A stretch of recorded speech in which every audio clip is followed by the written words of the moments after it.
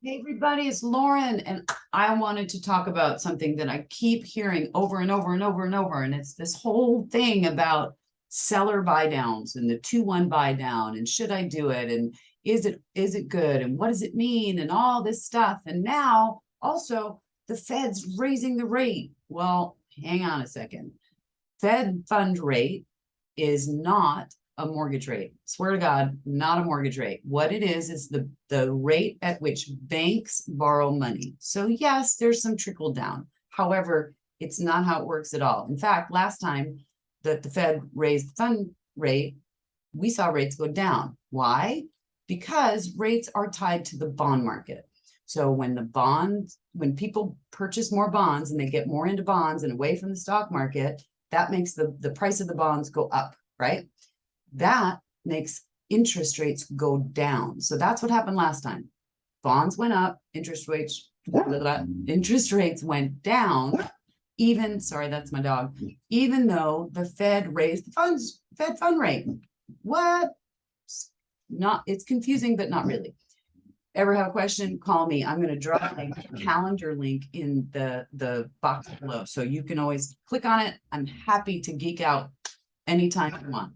Anyway, back to the seller buy down. Okay, is it a good thing? I don't know. We have to look at it because every single loan is very, very specific to that particular person. They're like fingerprints, totally like fingerprints. So really brief explanation. Call me if you want more detail. Seller concession goes to a seller buy down specific program. It's not just anything. It's a very specific program that takes the rate that you would be today and drops it by 2 points. So let's say it's 5.5 today. Well, you'd start at 3.5. Sounds awesome, right? And it is awesome. The next year it increases by 1. So now you're at 4.5. And then the third year goes back to where you were today. Awesome. Very cool. So you're getting a benefit of a lower payment for the first year. So if you're going to get like a raise, or you're getting a bonus and maybe you haven't gotten it, it's coming later, that's a cool thing, because by the first year it'll wash out. You'll be okay. The second year goes up a point. The third year goes back to where it would be today. And then you say, well, Lauren, what if I'm going to refinance? Great question. Any credit that is left from that buy down, so they use a portion of it to get it down here, and then they use a portion of it to get it to the next level, the next tier. If you refi before it goes to the second year, that credit gets applied towards your principal balance. Cool.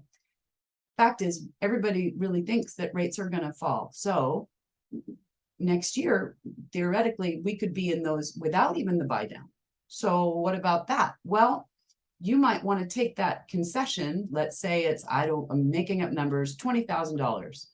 What if that concession could be $5,000 towards buying your rate down now, and $15,000 towards paying your closing costs so you don't have to shell it out at closing? That's a possibility. So that's not a buy down. That's just applying concessions to your loan. The other option, obviously, take the entire $20,000 and drop your rate permanently. Could do that too. Catch with that one though, you have to pay your closing costs out of pocket. You would have to anyway, but that's where the money went to the buy down. And what if you decide to refi next year? All that money's gone. Each individual scenario is very, very specific to you. So if you're going to stay in the house for 3 years, 5 years, 10 years, is it an investment property? Is it primary? Is it a second home? All sorts of variables go into figuring out that strategy, and that's what I love to do. So if you would like a specific strategy just for you, or if you have questions about what are all these buzzwords and why is the media blowing everybody up thinking that the rates are going up and the values are going down, and they're not, by the way. Prices are going down. That's a good thing, by the way. It's becoming a healthier market, and buyers and sellers are going to benefit both. Both of them will benefit. So I know that was kind of fast and furious and long at the same time, but it's a lot to unpack. So please use that link. Happy to help, happy to explain anything you need. And if you're even considering purchasing a home, we want to get you and talk to you, like I'd say 3 to 6 months before you even start looking.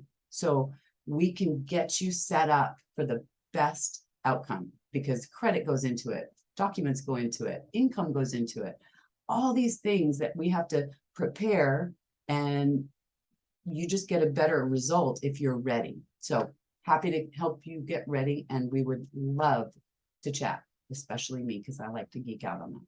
So anyway, have a wonderful Wednesday, everybody. I hope that was helpful. Click the link below if you want to set up a time. I love to chat about this stuff. Have a great day. Bye.